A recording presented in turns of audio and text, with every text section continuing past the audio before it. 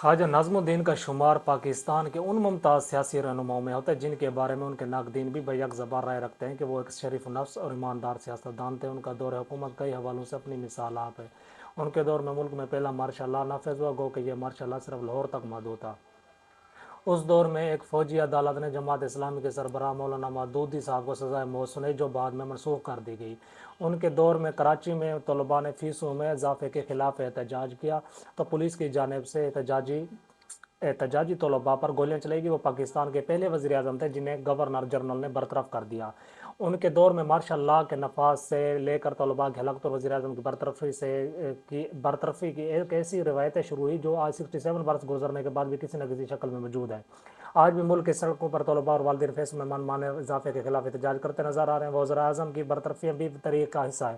وہ تو بھلا ہو ہمارے میاں وزیر اعظم سابقہ وزیر اعظم نواز شریف کی دوربینی کا یا شاید ان کے کسی مشیر با تدبیر کا، جس نے بتایا ہوگا کہ خواجہ نظم الدین کی برطرفی کی ایک بڑی وجہ مذہبی انتہا پسندی اور دوسری طلباء کے تحریک کے دوران طالب علم کی ہلاکت ہے۔ غالباً اسی لیے انہوں نے فیسوں میں اضافے کا فوری نوٹس لیا اور اسی طرح انتہا پسندی کے خلاف مہم میں بھی ثابت قدم رہے۔ خواجہ نظم الدین اور وزیر اعظم میاں نواز شریف کے درمیان ایک بڑی قدر مشترک ہے کہ ان کی خوش خوراکی بھی ہے۔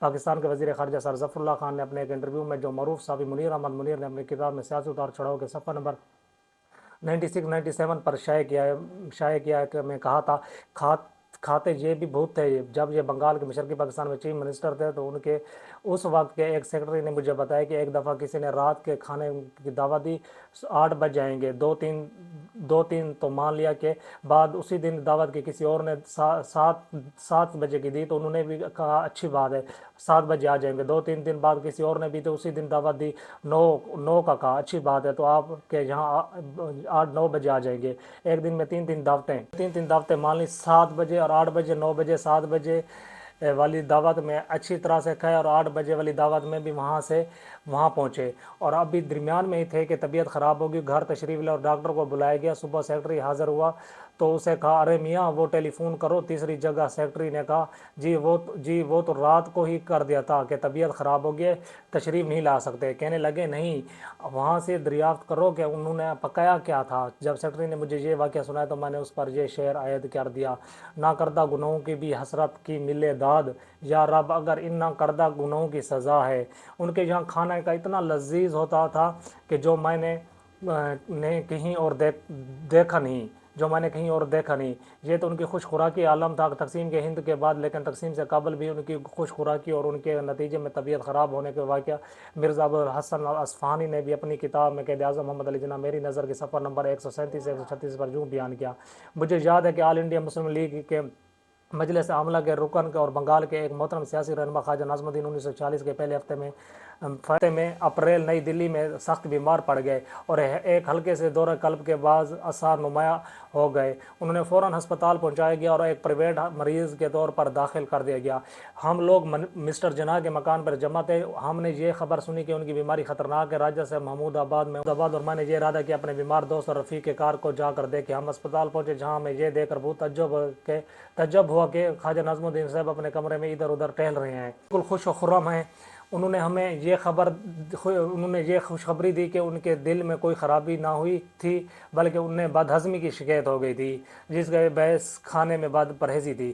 معروف صحافی اور انسانی حقوق کارکن حسین نقی کے مطابق 1953 اور 1952 کے اواخر میں 1953 اور 1952 کے شروع ہوتے طلباء نے اپنے گناگوں مسائل کے حل کے لیے مظاہرے کیے، جس کی قیادت DSF گرلز اسٹوڈنٹ کانگریس اور انٹر کالجیٹ باڈی کر رہی تھی، اور اس کا نقطہ عروج 1953 کی صبح تھی جب 8 جنوری کو کراچی کی انتظامیہ نے طالب علموں کے جلوسوں پر کئی بار فائرنگ کر کے کم از کم 1 درجن طالب علموں اور شہریوں کو ہلاک اور کافی تعداد میں افراد کو زخمی کر دیا۔ ابھی حکومت کے باغ ڈور سیاستدانوں کے پاس تھی۔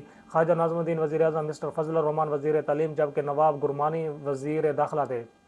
حکومت نے انتظامیہ کی فائرنگ سے تلقی اور طالب علموں کے مطالبات کو تسلیم کرنے کا اعلان کیا، اگرچہ یہ اس حادثے سے پہلے بھی ممکن تھا، مگر پھر بھی برطانوی دور اقتدار کی انتظامیہ، جس کی گرفت پاکستان پر اس وقت تک کافی مضبوط ہو چکی تھی، اس مسئلے کو امن و امان اور قانون کی خلاف ورزی کے تناظر میں ہی سمجھنا حل کرنا چاہتی تھی۔ اس تحریک نے مغربی پاکستان بھر میں طالب علم اور برادری میں پیدا کیا اور اس کی عملی کامیابی نے DSF کو ایک مقبول طالب علم تنظیم کی حیثیت دی۔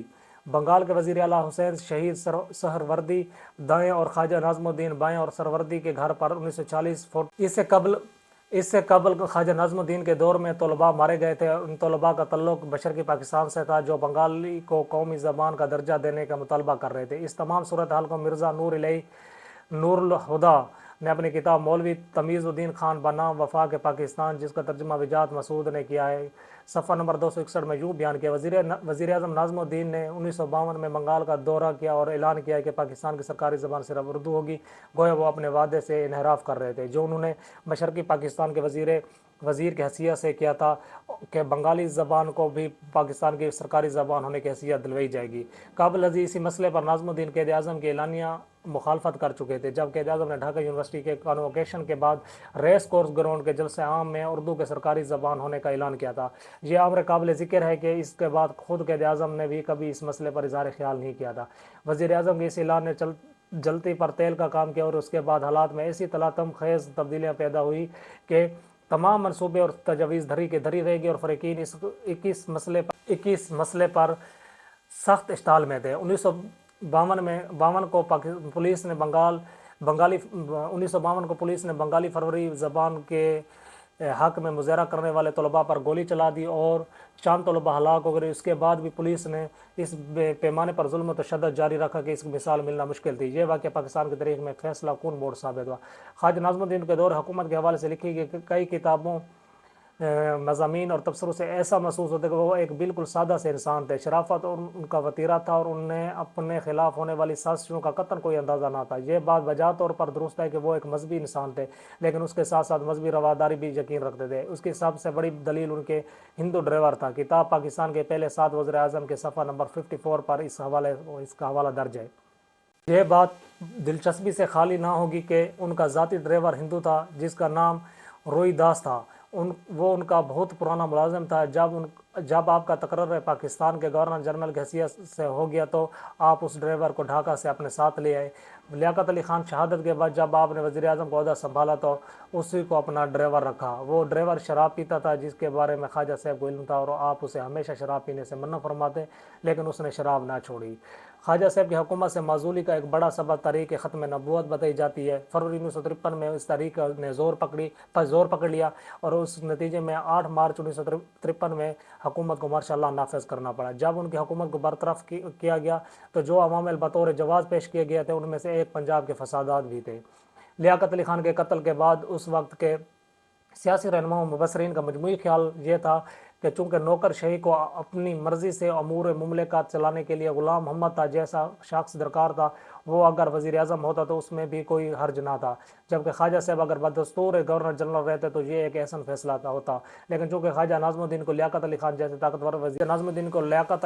جیسے طاقتور وزیر اعظم کی موجودگی میں گورنر جنرل کے کم حیثیتی کا اندازہ تھا، اس لیے انہوں نے وزیر اعظم بننا پسند فرمایا۔ یہ فیصلہ غلام محمد کا اپنا نہیں تھا بلکہ انہیں یہ عہدہ پلیٹ میں رکھ کر پیش کیا گیا تھا۔ حالانکہ اس دور میں سردار عبدالرب اور راجہ غضنفر جیسی شخصیت اس عہدے کے لیے موزوں تھی۔ بہرحال یہ فیصلہ ہو گیا کہ آخرکار اسی گورنر جنرل نے انہیں برطرف کر دیا۔ برطرفی کے موقع پر خواجہ نظم الدین نے جب غلام محمد سے کہا، جب میں گورنر جنرل تھا تو میں نے لیاقت علی خان سے ایسا رویہ روا نہیں رکھا جو آپ نے میرے ساتھ کیا۔ اس کے جواب میں غلام محمد نے کہا، نہ تم لیاقت علی خان ہو نہ میں خواجہ نظم الدین۔ خواجہ صاحب کی برطرفی کے حوالے سے ایوب خان نے اپنی کتاب